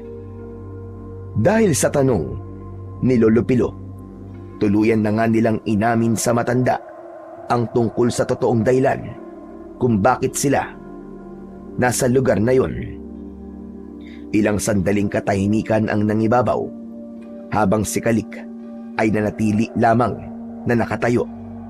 Sa isip niya ay umusbong ang labis na galit. Masama ang kanyang loob sa mga magulang na nang-iwan sa kanila. Kahit na kailan ay hindi niya matatanggap na nagawa silang itapon ng kanilang mga magulang. May dahilan man o wala, basta nararamdaman niya na nagagalit siya sa kanyang mga natuklasan. Walang imik na umalis sa sala si Kalik at tahimik itong pumasok sa loob ng silid nilang magkapatid. Naiwan sina Asan at Lolo Pilo na nagkakatinginan dahil sa naging reaksyon na yon ni Kalik. Silang kambal ay magkaiba ng ugali. Si Asan na tahimik at maunawain, samantalang si Kalik naman ay mainitin ang ulo. Yun ang dahilan kung bakit mas madalas na napapasunod nito ang apoy kesa sa hangin. Isang malalim na buntong hininga ang pinakawalan ni Lolo Pilo. Bago ito, nagsalita. Alam ko na darating ang oras na ito na kayong dalawang magkapatid ay mapapalayo sa akin. Sana ay malaman ninyo na minahal ko kayo, na para kong isang tunay na apo. Pasensya na po kayo, Lolo. Huwag na po muna nating pilitin si Kalik na maintindihan ng lahat. Kahit naman po ako'y nagulat din sa mga natuklasan ko eh. Alam nyo ba na matagal ko nang alam na kakaiba kayo? Pati na ang lihim na pagpuslit ninyo papunta sa kakauyan para sa pag-iensayo nyo ng armas. Lahat ng mga yun ay alam ko. Sa katunayan, ako ang nagbigay sa inyo ng latigo at pana. Sa akin ang mga sandatang yan, madalas ko yung ginagamit noon bilang isang manunugis ng aswang. Subalit tinalikuran ko ang pagiging manunugis ng aswang. Magmula ng kamuhian ako ng sarili kong anak. Hindi ko nailigtas ang asawa ko at sinisi ako ng anak ko dahil sa pangyayaring yon. Kaya nagpakalayo-layo ako at dito ako napadpad sa gitnang kakauyan. Magkahalong awa at gulat ang naramdaman ni Asan nang marinig ang kwentong yun ni Lolo Pilo. At alam niya rin na narinig yun ng kanyang kapatid dahil dingding lang naman ang pagitan ng sala at ng kanilang silid. Ang araw na yun ay naging kakaiba dahil batid na nila ang katotohanan mula sa matanda. Pagkatapos na mag-usap ni na Lolo Pilo at Asan, tumayo si Lolo Pilo at nagpaalam sa kanya. Kailangan ko nang bumalik sa sementeryo. Hindi ko pa natatapos ang pag-uukay. Huwag na kayong lumabas ng bahay. Nagkalat ngayon ng aswang na tiktik. O siya, sige na. Aalis na ako. Magsarado kayo ng pinto at bintana. Inihatid ni Asan ng tanaw si Lolo Pilo habang malungkot itong naglalakad papalayo sa kanilang bahay. Kaya naman, biglang nakaramdam ng awa si Asan para sa matanda. Nang maiwan silang dalawang magkapatid, ay napuno ng katahimikan ang paligid. Pareho silang nag-iisip at hindi makapaniwala sa mga natuklasan. Pagkalipas ng ilang oras, ay sumapit na ang gabi. Nang mga sandaling yun, ay nag-aalala na sila para kay Lolo Pilo. Ang kaninang walang imik na si Kalik ay bigla na lamang nagtanong kay Asan. Wala pa ba si Lolo Pilo, Asan? Wala pa nga eh. Nag-aalala na nga ako eh. Dahil ngayon lamang nangyari to. Nagpabalik-balik si Asan sa paglalakad sa sala. Bakas sa kanyang anyo ang labis na pag-aalala. Tila mabigat ang kanyang nararamdaman ngayon na parabang pakiramdam niya ay merong nangyaring masama sa kanilang lolo. Ano kaya kung sunduin na natin si Lolo Pilo, Kalik? Nag-aalala na talaga ako sa kanya eh. Pero gabi na at alam mo naman na madadaan tayo sa kakauyan. Baka mapahamak tayo dun. Yung pa naman ang ibinili niya kanina, di ba? Pero paano naman kung si Lolo Pilo pa lang napapahamak na, Kalik? Maghihintay na lang ba tayo rito? Akma na sanang magsasalita pa si Kalik. Ngunit bigla nilang naramdaman ang pananakit ng kanilang mga marka sa katawan. Sabay silang namilipit sa sakit. Aray! Kalik! Ang sakit ng kamao ko! Naramdaman na rin natin to kanina. Kaya natitiyak kong may hindi magandang nangyayari sa paligid natin.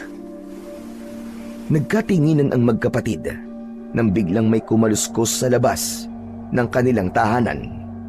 Nung una ay inisip nila na baka si Lolo Piluna ang dumating. Ngunit nakarinig sila ng pag-angil sa labas. Kasabay nun, ang kanilang mga marka ay biglang nanakit na parabang meron itong sugat sa loob. Kaya naman, pinaglabanan ni Asan ang sakit na yun at sinilip niya ang nilalang na nasa labas ng kanilang bahay. Ganon na lamang ang panlalaki ng kanyang mga mata nang makita ang maraming nilalang na nakapalibot sa labas ng kanilang bakuran. Anong nakita mo? Anong nasisilip mo sa labas, Asan? Mga tiktik. Sigurado ko na mga tiktik ang nasa labas, Kalik. Dati na nagkikwento si Lolo Pilo sa atin. At ang mga nilalang nasa labas ay ang mga nilalang na mga tiktik. Dahil kamukha nila ang mga paniki. Hindi na nga nakatiis si Kalik. Sumilip na rin ito sa labas. Ganun na lang din ang pangihilakbot nito nang makita ang mga nilalang na nakangising nakatingin sa kanilang bahay na tila ba lampasan ang kanilang paningin. May isang tiktik silang nakikita na nakatayo lang na para bang naghihintay ng tamang pagkakataon para umatake. Ang tiktik ay isang uri ng aswang na nag-aanyong ordinaryong tao sa araw, ngunit nagiging nakakatakot na halimaw pagsapit ng gabi. Payat at butot balat ito kapag araw, ngunit lumalakas at mabagsik kapag gabi. Meron itong mahabang dila para sipsipin ang laman o dugo ng mga biktima, lalo na ng mga buntis at sanggol. Maputla o kulay abo ang balat nito. May matatalas na ngipin at pulang matang kumikislap sa dilim. Kilala rin ito sa malalaking pakpak na kahawig ng paniki at sa tunog na tiktik na ginagamit upang lituhin ang mga tao sa tunay nitong kinaroroonan. Kalik, anong gagawin natin? Baka biglang bumalik si Lolo Pilo at mapahamak siya. Wala tayong ibang gagawin kung hindi ang harapin sila. Baka sa gagawin natin to ay masagot na matagal nating katanungan. Aalamin ko kung magagamit ba natin ang kakayahan natin laban sa kanila. Kunin mo latig mo, madali ka. At sa akin naman ang pana. Wala na tayong pagpipilian ngayon, Asan, kundi ang ipaglaban ng buhay natin. Nang makapagpasya, ang magkapatid ay matapang silang lumabas ng bahay. Hinarap nila ang mga tiktik na nakapalibot sa kanilang kubo. Mga nakabuka ang malapaniki nilang pakpak. Pumagitna ang kambal sa kanilang bakuran, habang hawak ang kanilang mga sandata. Saka naghiwalay ng konti at humarap sa kalaban. Sa kanilang palagay, ang mga aswang na tiktik ay aabot sa 50 ang bilang. Ngayon na natin gagamitin ang kakayahan na matagal na natin tinatago. Mag-iingat ka sa iyong kapangyarihan, Kalik. Sana, kaya mo nang kontrolin yan. Hindi sumagot si Kalik. Sa halip ay matapang itong tumingin sa kalaban. Nakatutok ang pana, habang si Asa naman ay nagsimulang kumumpas ng kamay sa hangin, hawak ang latigo. Yumanig ang paligid, kasabay ng pag-angil ng mga nilalang. Dahan-dahan na pumaligid ang mga ito sa tahanan ni Kalik at Asan. Ang mga mata ay mapula, kumikislap sa dilim, at ang kanilang pakpak na kahawig ng sapaniki ay humahampas sa hangin, lumilikha ng nakapangingilabot na ugong. Itinaas ni Kalik ang kanyang mga palad, hawak ang pana. Pinakawalan niya ang palaso, kasabay ng pagbuka ng lupa sa harapan ng mga tiktik. Ang ilan sa mga halimaw ay natumba, nalunod sa alikabok, at ang mga batong umusbong mula sa ilalim ng lupa ay dumurog sa katawan ng mga aswang. Mula sa kanyang kaliwang kamay, sumiklab ang apoy na nagliliyab. Pumalot yun sa talim ng palaso. Bawat tamaan ay pumuputok ang katawan at nasusunog. Nilamon na naglalagablab na apoy ang mga tiktik na nagtatangkang sumugod sa kanilang kinaroroonan. Ang mga sigaw ng mga nilalang ay naglaho sa amoy ng nasusunog na pakpak ng mga ito. Ano? Lalaban pa ba kayo? Hindi na kayo makakatakas! Mga demonyo kayo!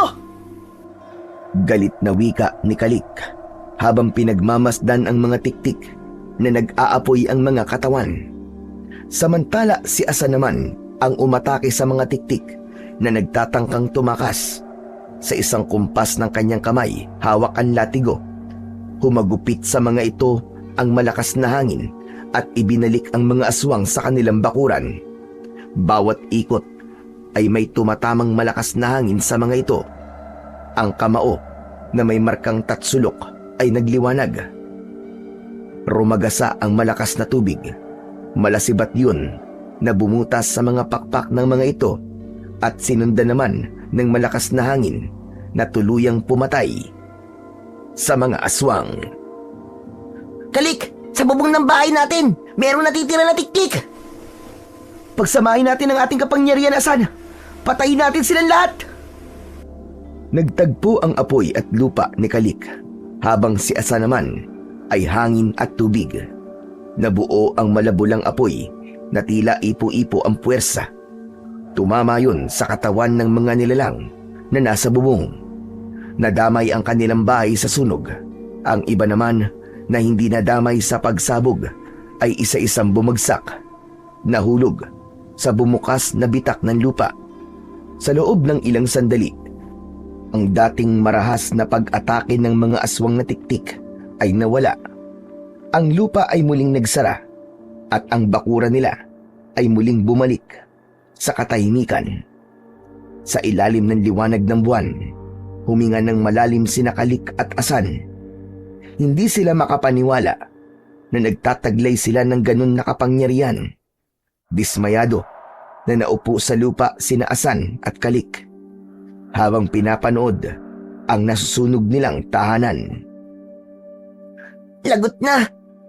Nasira ang bahay natin, Kalik! Paano natin ipapaliwanag to kay Lolo Pilo? Sa ngayon, ay hindi na ako nag-iisip ng tungkol sa bahay ni Lolo Pilo. Dahil mauunawaan naman niya tayo eh.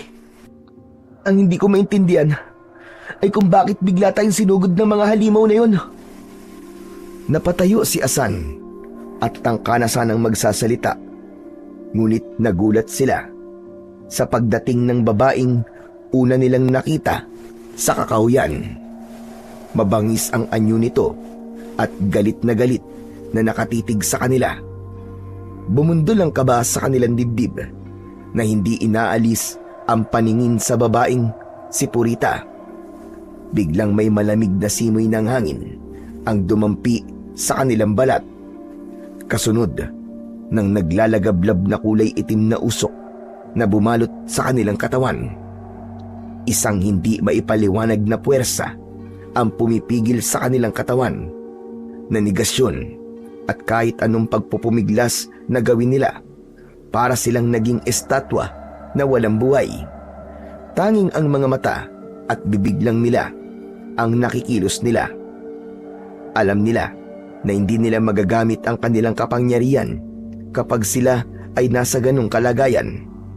Nagulat na lamang sila nang dumapo sa kanilang pisngi ang malakas na sampal mula kay Aling Purita.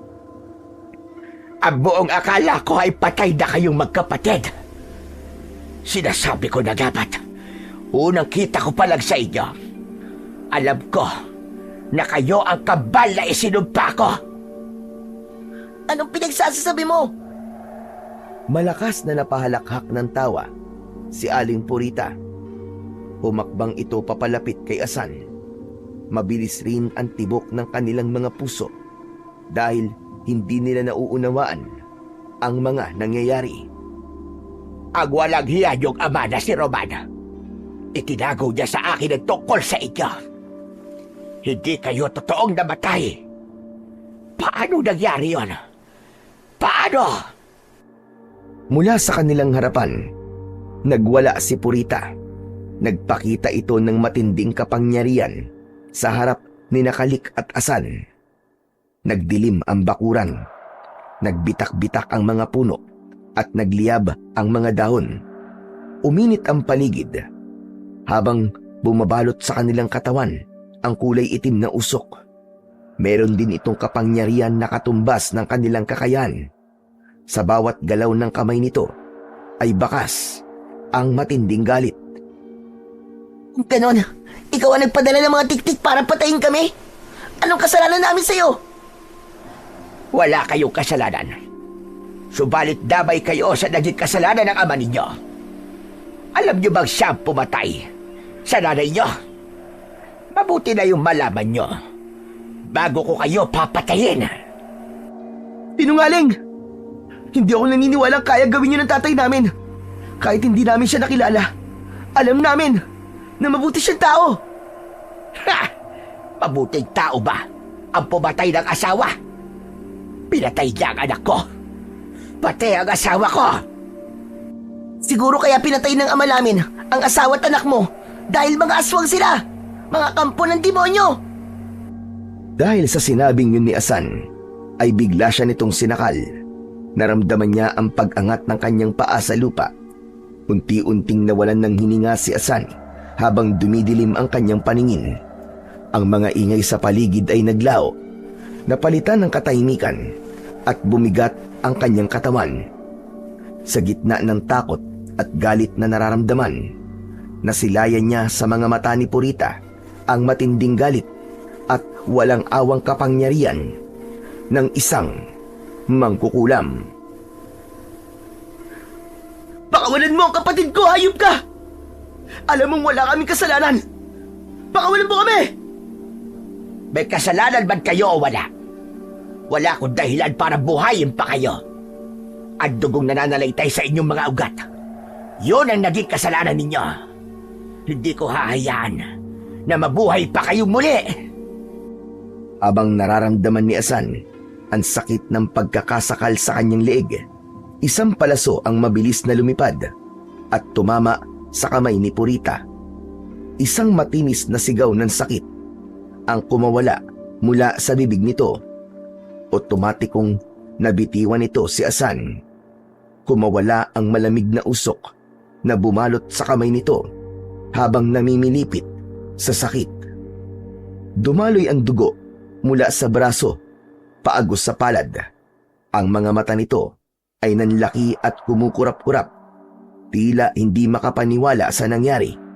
Sa kabila ng pagkabigla nilang lahat, isang tinig ang umalingaw-ngaw mula sa dilim. Lumitaw si Roman. Hawak ang pana na may isa pang nakahandang palaso.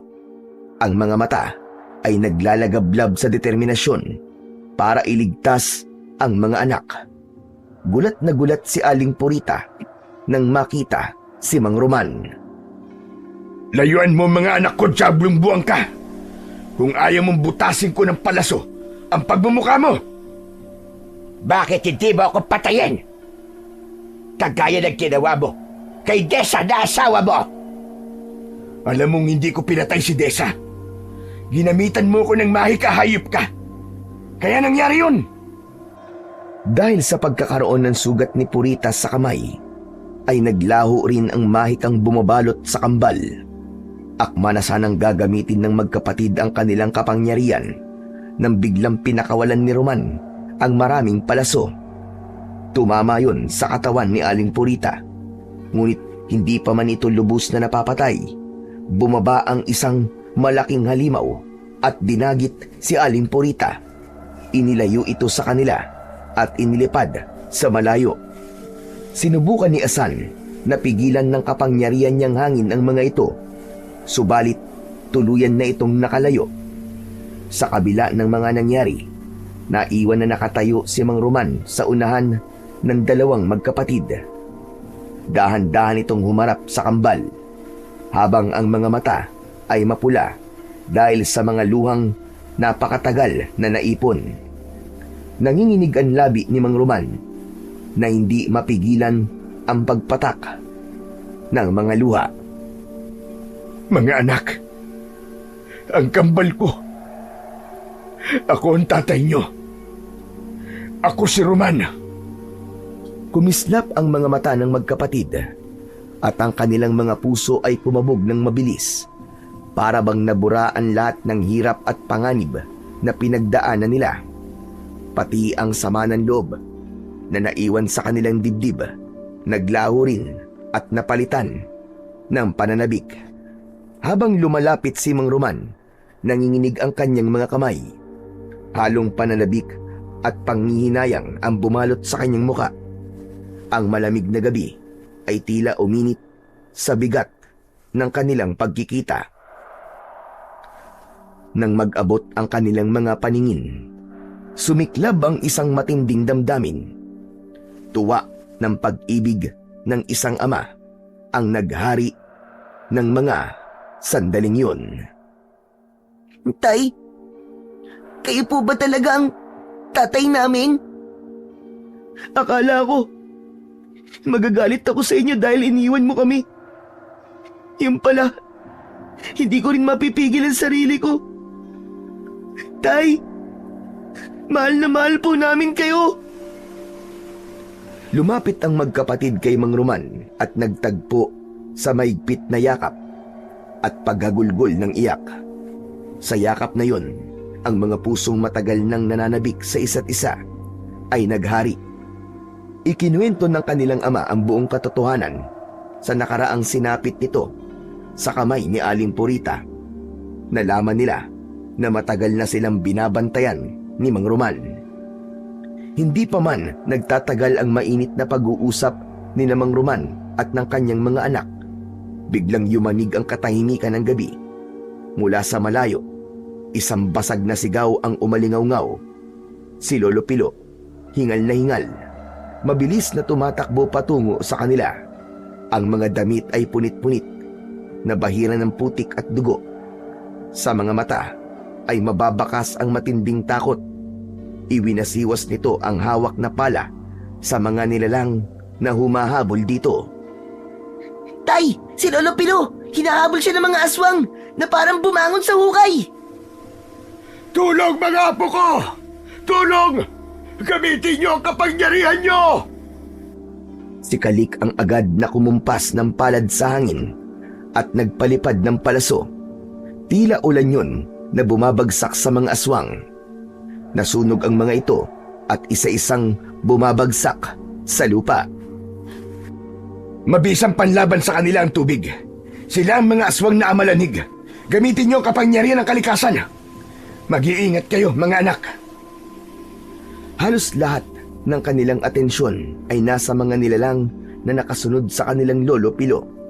Ang mga amalanig ay lumitaw mula sa kakahuyan.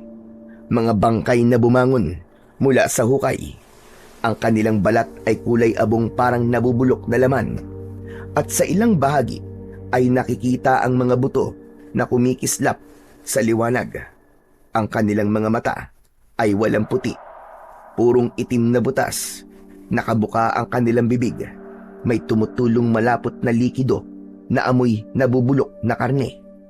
Ang mga galaw nila ay marahas, ngunit sabay-sabay, para bang hinihila ng iisang sumpa. Utos mula sa nagpapagalaw sa kanila. Ang mga kamay ng amalanhig ay mahahaba at butot balat na may matatalas na kuko na tila handang pumunit ng kahit na anong mahawakan. Sa bawat yapak nila, nagkakalansingan ang kanilang mga tuhod at buto, at ang mga yapak ay nag-iiwan ng malalalim na bakas sa malambot na lupa. Ang pagdating nila ay nagdala ng matinding pangamba. Tila mismong kamatayan ang lumapit upang habulin ang mga buhay. Hindi natakot ang kambal. Magkasama nilang inatake ang mga ito. Ngunit biglang nakalmot sa likod si Asan ng amalanhig na lumitaw bigla sa kanyang likuran. Kalik! May tama si Asan! Naramdaman ni Asan ang pananakit ng kanyang likuran. Inalalayan siyang tumayo ni Kalik, habang si Lolo Pilo naman ay nakarating na sa kanilang tabi. Pinatay ni Kalik ang aswang na kumalmot sa likod ni Asan, habang si Mang Roman naman ay panay ang pagpapakawala ng palaso sa ere. Bawat tamaan ay may tumutumbang nilalang. Pero nagulat sila nang makitang tumigil ang mga ito sa kanilang harapan. Hindi ako makapaniwalang babangon ng mga yan sa sementeryo.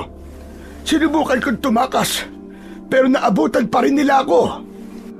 Dahil kilala nila kayo, kaya maging handa kayo sa kilos sa mga kalaban natin.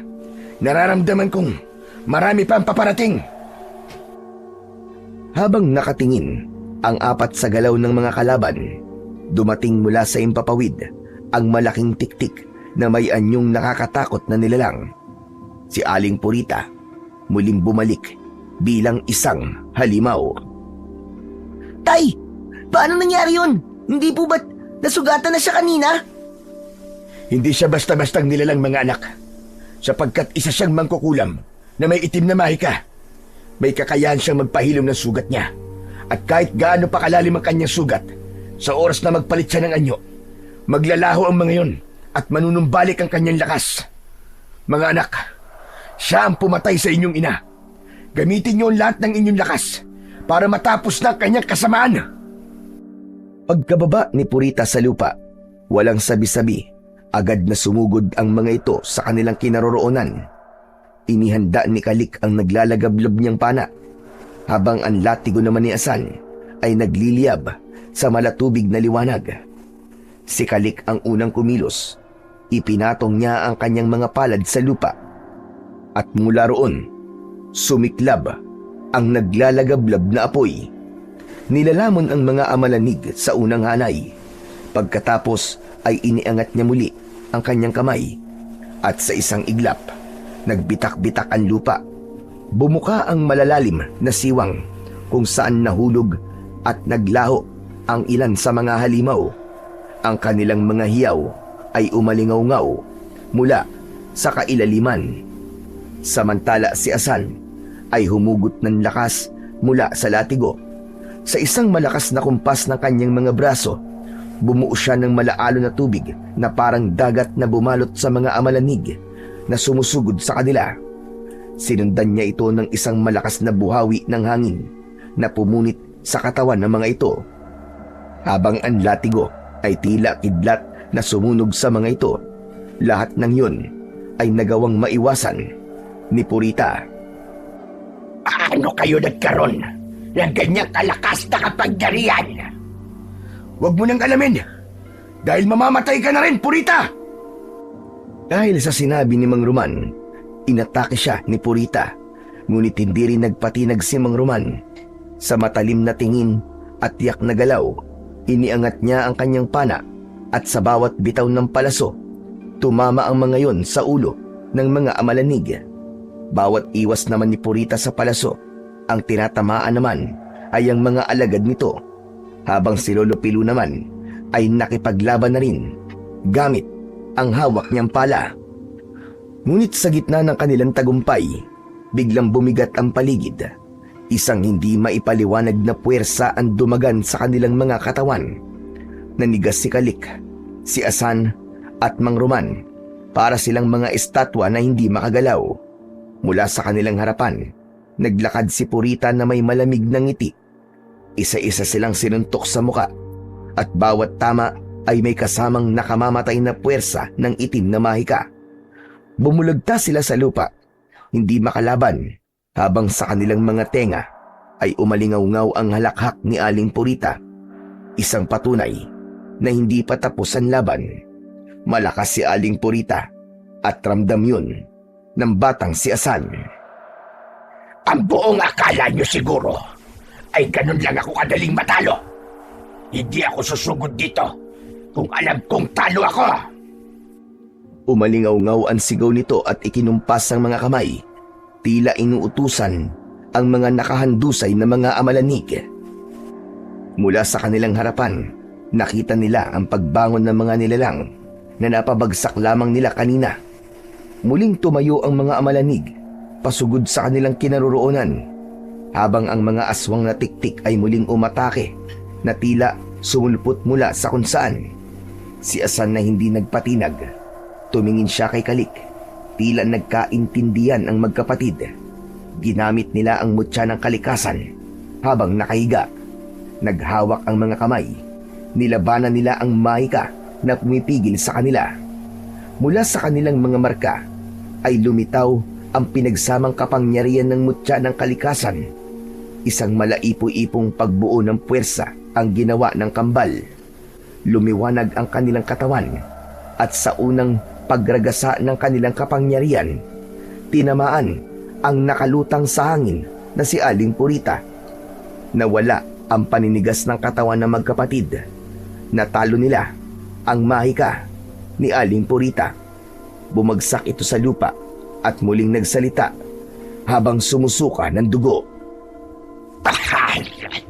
Hindi! Hindi maaari ito! Tapusan mo na! Meron pa kami natitirang kapangyarihan na siyang papatay sa'yo at sa mga alagad mo! Ginamit ni Kalik at Asan ang kanilang kapangyarihan sa pagbibigay ng utos sa mga nilalang na nasa Himpapawid. Ang mga ibon na agila, lawin at maya, lahat ng mga yon ay lumitaw at inatake ang mga tiktik sa Himpapawid. Bumaksak ang mga ito sa lupa, habang sa lupa naman, sa ngalan ng kakayahan ni Kalik, inutusan niya ang lahat ng mga hayop na lumabas upang patayin ang mga amalanig. Gumalaw rin ng mga ugat at sanga ng puno na dumurog sa katawan ng lahat ng mga alagad ni Purita, na puno ng kaguluhan hanggang sa tuluyang maubos ang lahat ng mga kalaban.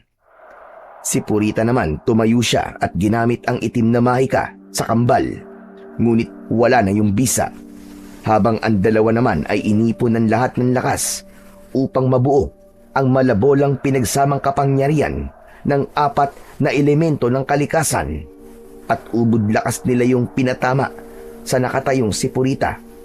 Mula sa kanilang harapan ay sumabog ang katawan nito, nagliyab na parabang kwitis hanggang sa maging abo. Nanghihinang napaluhod ang magkapatid. Hindi nila akalain na matatalo nila ang malakas na kapangyarihan ni Purita. Maya-maya pa ay narinig nila ang boses ni Lolo Pilo. Mga apo, ngayong nandito na ang tatay nyo, maaari na kayong sumama sa kanya.